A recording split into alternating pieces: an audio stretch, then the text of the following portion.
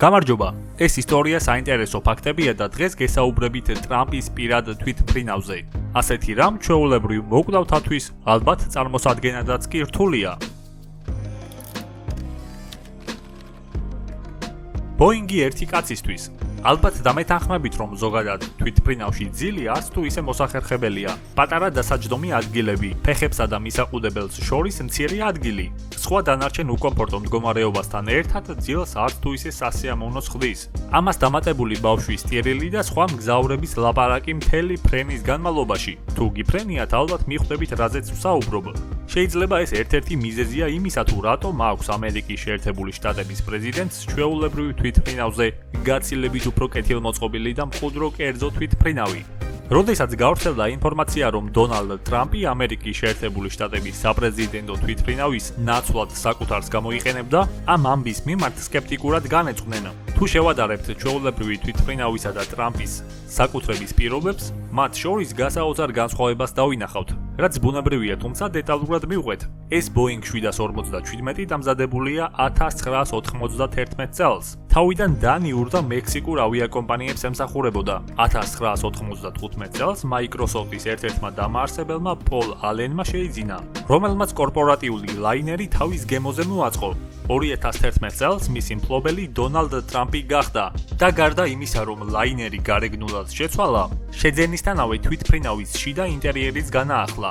მან დიდი ასოებით დააწერა ტრამპი.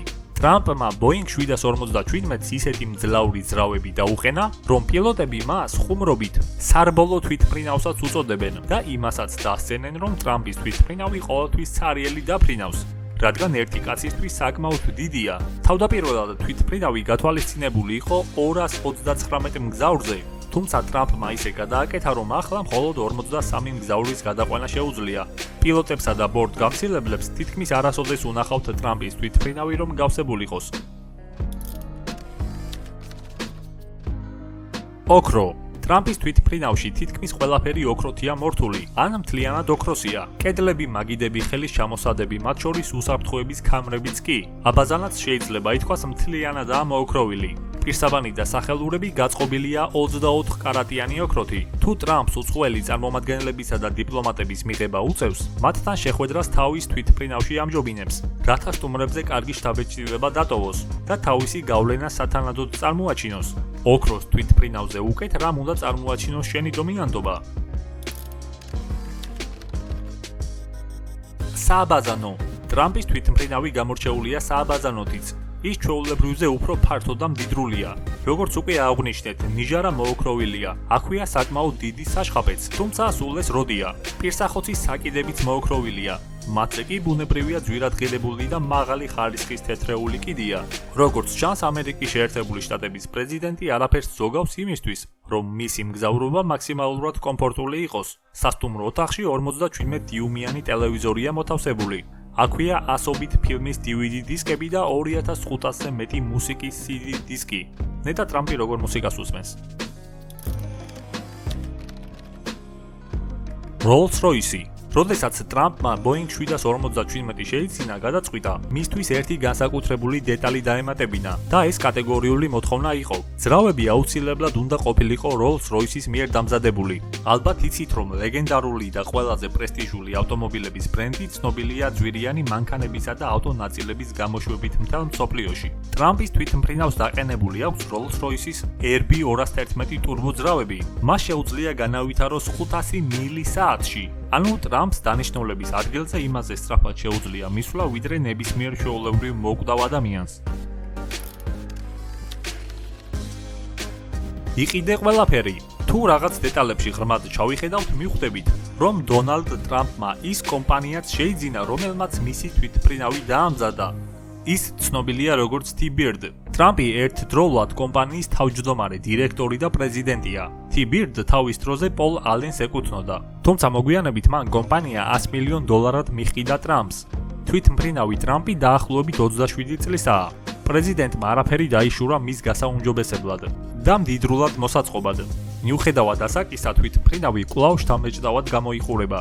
ეს თვითმფრინავი მერვე ადგილს იკავებს სიძვირით მსოფლიოში, მაგრამ წარმოიდგინეთ როგორი გიჟი უნდა იყო. თვითმფრინავის ყიდვა რომ გინდა და მთელ კომპანიას იყიდი, რომელმაც ეს თვითმფრინავი დაამზადა. პირობითად მე თუ ახლა სნიკერსის ჭამა მინდა, ერთ ცალ სნიკერსთან ერთად მთელი სნიკერსის კომპანია რომ ვიყიდო.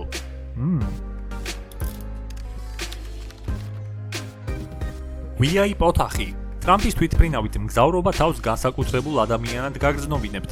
თუ როგორღაც გაგიმართლათ და იმგზავრეთ იმ შემთხვევაში. თუ არა და საკუთარი თავი განსაკუთრებულად რომ აღიქვათ, სხვა მეთოდების მოსინჯვა მოგიწევთ. პრეზიდენტს თვითმფრინავში გამოყოფილი აქვს სპეციალური ოთახი, სადაც მნიშვნელოვან შეხვედრებს მართავს. ამ ადგილს VIP ოთახს უწოდებენ. განკუთვნილია 4-6 ადამიანისთვის. თვითმფრინავის სხვა დანარჩენი ოთახები მდიდრულად გამოიყურება, რაზეც უამრავი ფული და რესურსია დახარჯული, მაგრამ VIP სივრცე კიდევ უფრო განსაკუთრებულია ამ მხრივ. სკამები თითქმის მთლიანად მოოქროვილია.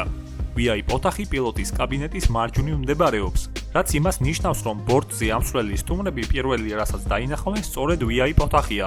თვითმფრინავზე ასვლისას პირველ რიგში ყველაზე მდიდრულ ადგილს ამჩნევთ, რაც ძალიან დიდ ფსიქოლოგიურ ეფექტს ახდენს.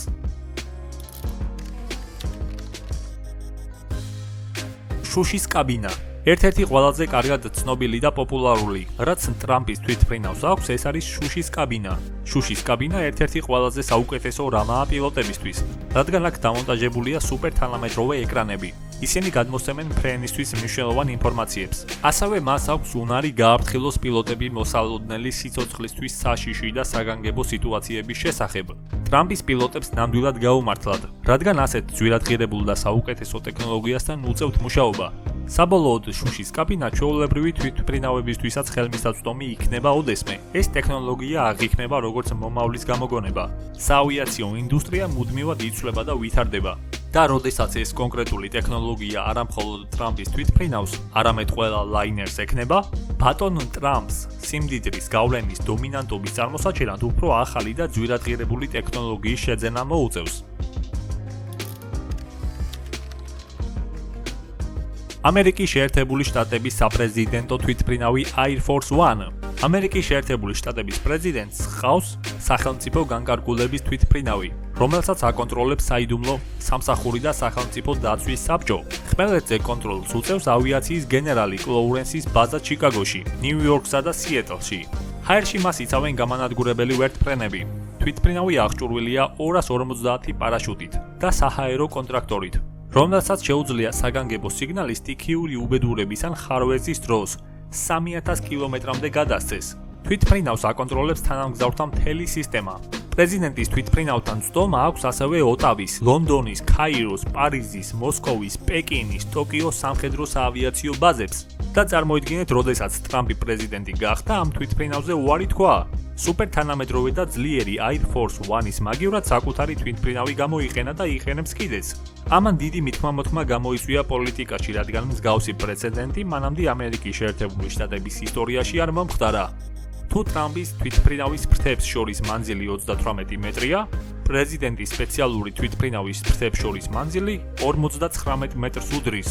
ამერიკის შეერთებული შტატების სახელმწიფო განკარგულების თვითმფრინავს Air Force One-ს აქვს საკონფერენციო ოთახი მნიშვნელოვანი ბიზნეს შეხვედრებისთვის. დამატებით თვითმფრინავში გამოყოფილია სამედიცინო პალატა სპეციალურად პრეზიდენტისთვის, რათა სათანადოდ უზრუნველყონ მისი ჯანმრთელობა. Air Force One-ს აქვს ასევე სავარჯიშო ოთახი თავისი ტრენაჟორებით და სავარჯიშო გირებით. ახლა არ ვიცი ეს თვითმფრინავი ვის ემსახურება. შეიძლება უბრალოდ ელოდება, როდის გახდება ამერიკის ახალი პრეზიდენტი, ვინმე ისეთი, ვისაც ტრამპივით საკუთარი თვითმფრინავების, საავიაციო ბაზების და ზოგადად ყველაფრის ფლობის შესაძლებლობა არ ექნება. მართლა, ტრამპს თვითმფრინავის გარდა ჰყავს ასევე ძალიან ძვირადღირებული და სასწაული ავტომობილიც, The Beast, რომელზეც რამდენიმე თვის წინ გადავიღე ვიდეო. თუ ეს თემაც გაინტერესებთ, შეგიძლიათ უყუროთ. ეს კაცი მანქანებშიც ამჟღავნებს თავის უნორმო სიმდიდრეს და ძალაუფლებას. და თუ მოგეწონათ ეს ვიდეო, დაალაიქეთ და გააზიარეთ თქვენს სოციალურ ქსელში. ტრამპის ფინანსურ შესაძლებლობებს გისურვებთ. ნახვამდის.